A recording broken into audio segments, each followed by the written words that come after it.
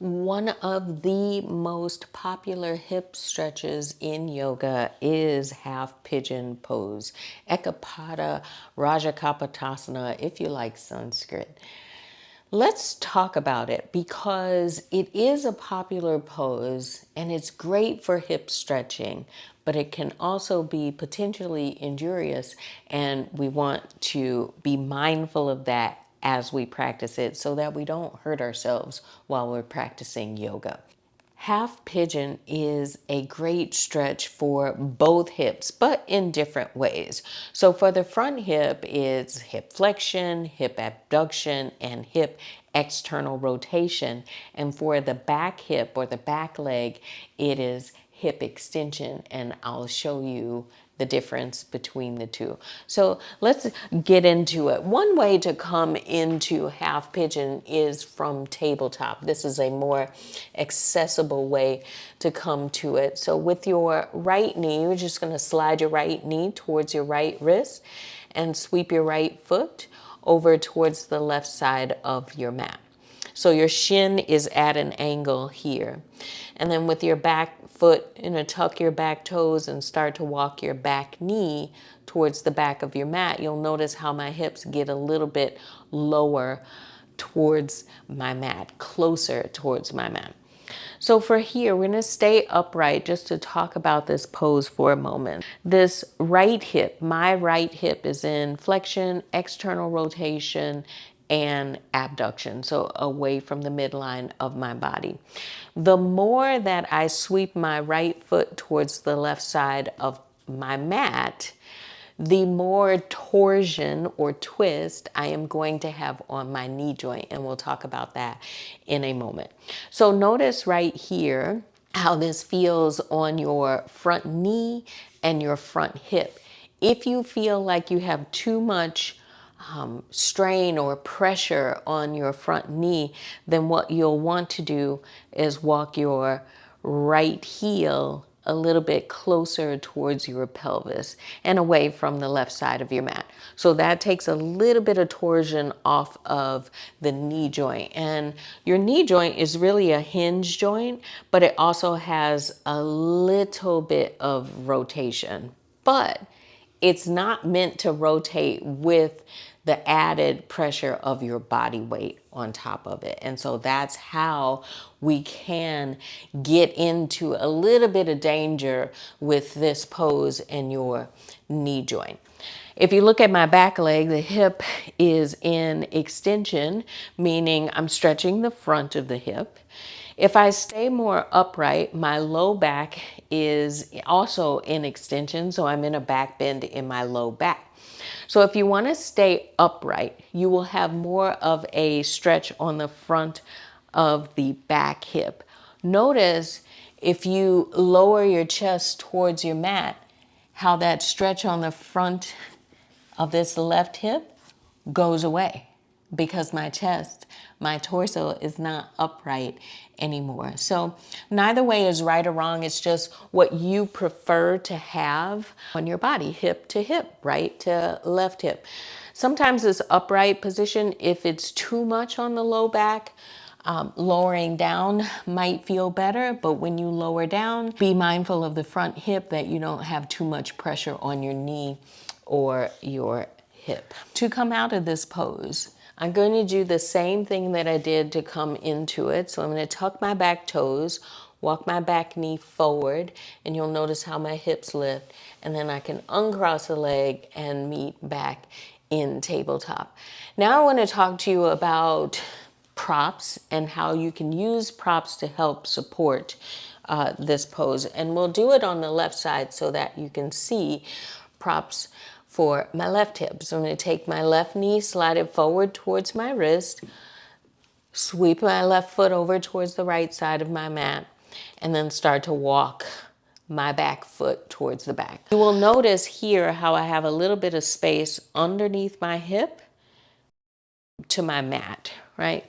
So the idea here is to keep that space there as opposed to kind of leaning towards the side and putting your hip down. But for some people, a little bit of support feels nice. It depends on how much space you have between your bottom and your mat. You could place a block underneath for support. But if you have less space and a block is too tall, you can place a blanket. And a blanket is nice because you can fold it up, you can change the height of it. It's softer, right? And just place it underneath your hip and have a seat on the blanket. So whichever prop you like, a blanket or a block, you can use that to come out of it. The same thing, tuck your back toes, walk your back knee forward, lift your hips, uncross your leg, and come back onto your hands and knees. The knee joint, like I mentioned before, is a hinge joint. So it flexes and it extends. But when you flex at the knee joint, it's got a little bit of rotation. This little bit of rotation differs for everybody, and it happens because of the ligaments that you have inside the knee joint and outside the knee joint that keep this joint together and allow for this movement. And if you rotate and then put a lot of pressure from your body on it, it can start to stress those ligaments. So we just want to be careful about how much we rotate the knee joint in flexion and bear weight on it. One of my favorite modifications for half pigeon, if you are going to do it with your chest towards your mat, is to slide the knee forward, keep your heel underneath your bottom, and then just walk your back knee towards the back of your mat. This way you're not angling your shin across your mat. You are not causing any of that twisting in your knee joint.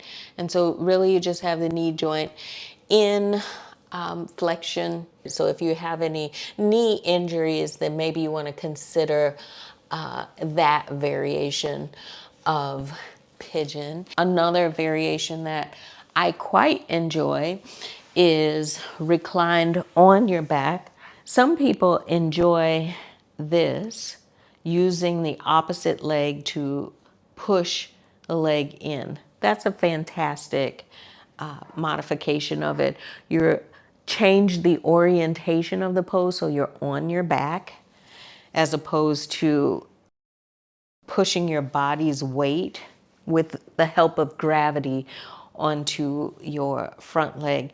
The other way that I like to do this, and this really mimics half pigeon, but it's a supine version, is to take a strap around your foot and then extend the opposite leg forward. And you'll notice this is half pigeon turned on your back, but you don't have the weight of your body pressing onto your knee joint, onto your hip. So for some people, this feels a lot more accessible than normal half pigeon that's taught in class. So what I would encourage you to do is to just take an assessment of your body, right? All of our bodies are different. And when you do that, realize if your left knee feels different than your right knee, if your left knee has endured some kind of trauma that your right knee hasn't, meaning that you need to perform the pose a little bit differently on the left side to take into account of your left knee's history than you do on the right side. And take care of your body, right? Does it feel better to sweep your shin across your mat? Does it feel better to keep your heel underneath your bottom? Would it feel better if you took half pigeon lying on your back? So those are questions for you to ask yourself. And then after class, notice how your knees feel. Do they feel good? Do they feel like, oh, I've done a little too much to the knees? Really talk back and forth with your body and get to know your body on a deeper level so that you can take care of yourself throughout class. Thank you for being here. And if you have any questions about half pigeon, please comment them. I would love to answer your questions. This is an awesome pose. I love to teach it, but sometimes it depends on who's in class. I don't teach it that often, but it's a great hip opener. And if you like half pigeon to open your hips, by all means, take it. Just be mindful of what you're doing with your body. All right, thank you. Subscribe, share this with someone who loves half pigeon, but would like maybe a deeper explanation of it. And I'll see you next time. Bye.